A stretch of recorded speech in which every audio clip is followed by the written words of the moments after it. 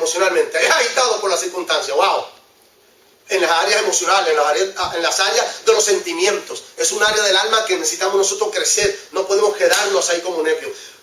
Algo entre paréntesis.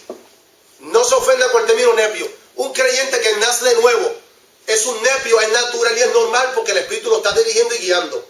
Lo que es anti-espiritual es que se estanque el tiempo que Dios ya determinó para un nepio terminal. ¿Me siguen? Es normal decir nepio a un creyente nuevo. Aunque esté un año o lo máximo 2 está bien. Pero se supone ya, de 2 años en adelante, que lleve en la entrega del Señor, esté ya por la segunda etapa que ya mismo vamos. Pero el primer punto es que estamos hablando que agitado. Uno de los ejemplos, si vemos en Mateo 14, que lo quiero leer, ¿se acuerdan de Marta y María? Yo lo voy a leer y dice, Mateo capítulo 14, versículos 28 al 31. Yo solamente puedo poner aquí o debería, ¿verdad? Aunque sea poner los textos. Mateo 14, del 28 al 31. Uno de los textos que vamos a leer de ser agitado, ¿verdad? Emocionalmente. Dice, el versículo 28 en adelante.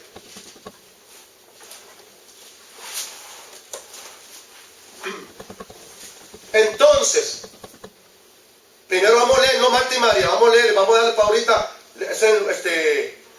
lo buscamos ahorita. Dice en Mateo 14, 28. Entonces le respondió Pedro y dijo, Señor, si eres tú, manda que yo vaya a ti sobre las aguas.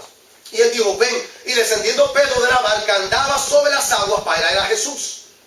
Pero al ver el fuerte viento, ahí está donde está agitado Pedro, tuvo miedo. Miedo viene de las emociones. Ahorita vamos a leer de Marta y María. Primero vamos a concentrarnos en Pedro. Cuando Pedro ve el fuerte viento, tuvo miedo. Miedo es anula la fe. El miedo, cuando te enfocas en el miedo, automáticamente te está enfocando por causa de algo que está ocurriendo, la circunstancia. ¿Cuál era? Algo estaba pasando. ¿Qué estaba pasando? Dice que leímos. Dice que al ver el fuerte viento, y comenzó a hundirse, tuvo miedo y comenzó a hundirse. Y dio voces diciendo, Señor, sálvame. Al momento Jesús, extendiendo la mano, asió de él y le dijo, hombre de poca fe, ¿por qué dudaste? Veo que el miedo anuló la fe, dudó. Pedro se dejó llevar por las circunstancias. Esas emociones, esas ansiedades, esas preocupaciones, le demostró y le reveló que en esa área él era un nepio, un niño, porque no se enfocó en Jesús, sino que se enfocó en las circunstancias. Eso nos pasa a nosotros. Cada vez que nosotros vemos un fuerte viento que nos dé espiritualmente hablando, cualquier cosa que esté pasando, nos agitamos, ¿verdad? Empezamos a desconfiar. Ok, pero ahora, la segunda característica, que es lo que quiero hablar de Marta y María, es alguien que no tiene ninguna resistencia, fuerza espiritual. Es alguien que no tiene ¿qué? Resistencia o fuerza espiritual. Vamos a leer en Lucas, de Marta y María, Lucas 10. Estoy dando algunos textos rapiditos sobre eso, porque hay muchos, pero quiero concentrar en algunos que se escogieron.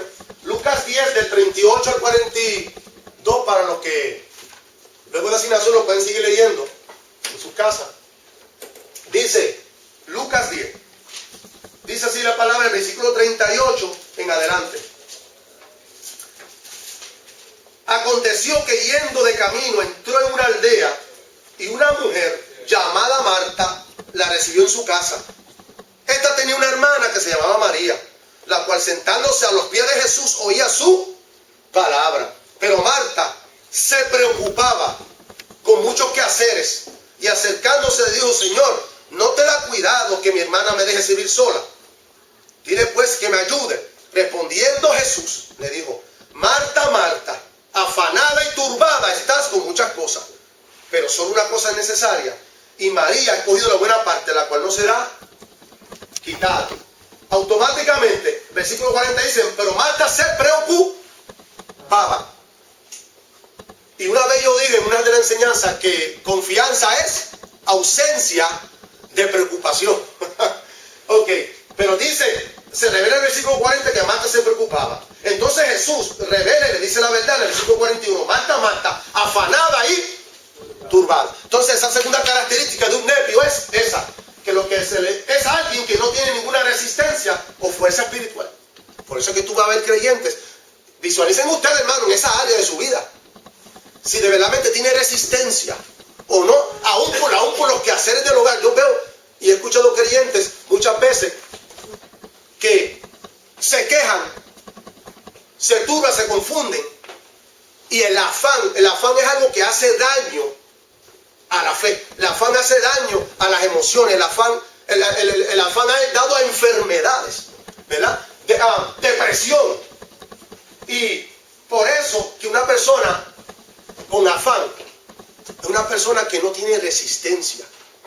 Jesús dijo 5 veces en el libro de Mateo, cuando dijo que buscáramos primeramente el reino de Dios, 5 veces dijo: no os afanéis por el mañana, ni por lo que dan de comer, por lo que han de vestir. Y siguió enumerando. Pero no os afanéis. Jesús sabía que es una debilidad humana terrible, aún para lo normal. La mayoría de las cosas en las cuales nos afanamos son cosas normales. Son cosas comunes. Desde que tú te levantas, lo primero que llega en tu mente es: tengo que trabajar hoy, me esperan estas cosas, empieza a tropezar, empieza quizás a molestarte, te empieza a enojar. Todo eso es el área del afán, donde tú debes esas emociones a comenzar a anular en tu vida la vida de nepio que ya uno lleva de niño, que hay que salir de eso, ¿verdad? Si llevas años, ¿verdad?, como creyente, si está empezando, la buena noticia es que sigue escuchando, como hizo María, se sentaba a los pies de Jesús y escuchaba la palabra. ¿Sabes por qué? Porque la palabra es donde viene y crece tu fe. Amén. Porque la fe es lo que va a ayudar al crecimiento. Y necesitamos siempre y constantemente la palabra. La frase de la palabra, versículo 40, se preocupaba, Marta, significa tirar, hablar de algo alrededor, perturbarse, estar obsesionado acerca de algo. ¿Cuántos aquí han estado obsesionados de algo? En el trabajo, ¿cuántas veces? ¿Verdad?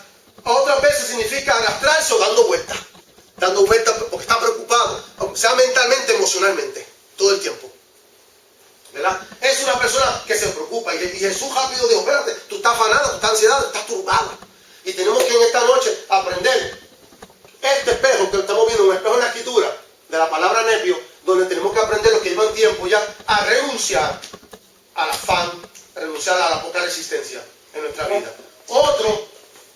Otra característica de un nepio en Cristo: se ofende fácilmente.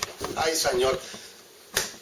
Yo sé que mucha gente que llevan 15 años, otros llevan 11, otros llevan 5, otros llevan 20 años. Y esa molestia interna que nos ofendemos, comienza a crecer prejuicio acerca de las personas. Y eso es normal y natural para un creyente nepio que está empezando. Pero aquí siempre sigue la pregunta: visualízate en el espejo de la escritura. Si todavía te sigue ofendiendo tal hermano, o tal vecino, o tal compañero de trabajo, si ya tú llevas 2 o 3 años en el Señor alimentándote de la palabra, si todavía te ofende, ya es tiempo de renunciar a la ofensa. Porque aunque la otra persona tema en lo que haga, es un problema con Dios. Tú tienes tu problema con Dios y tú eres el que debe arreglarlo. Ese es el nepio. Es una revelación, ¿verdad?, de un niño nepio que se ofende fácilmente. Otra característica: una persona que se ofende fácilmente no puede ser un líder. Padre Santo. Esta cuarta característica, yo quiero leer algo en el libro de Juan. El capítulo 6. Juan capítulo 6. Juan capítulo 6. Voy a poner algunos versículos. El 60 al 61. Toma, porque brinco al versículo 66 al 68. Corrido. Vamos a leer estos versículos rápidamente. Y dice así: Juan capítulo 6, versículo 60 en adelante. Dice, estamos hablando de la cuarta esta característica de la persona que se ofende fácilmente, es la que no puede ser un líder. Dice: al oírlas, muchos de sus discípulos dijeron: dura es esta palabra, ¿quién la puede oír? Sabiendo Jesús en sí mismo que sus discípulos murmuraban. Alguien que se ofende murmura. Los discípulos murmuraban de esto y les dijo: esto se ofende. Alguien que se molesta va a murmurar, sea solo o con alguien va a murmurar. Entonces, versículo 60.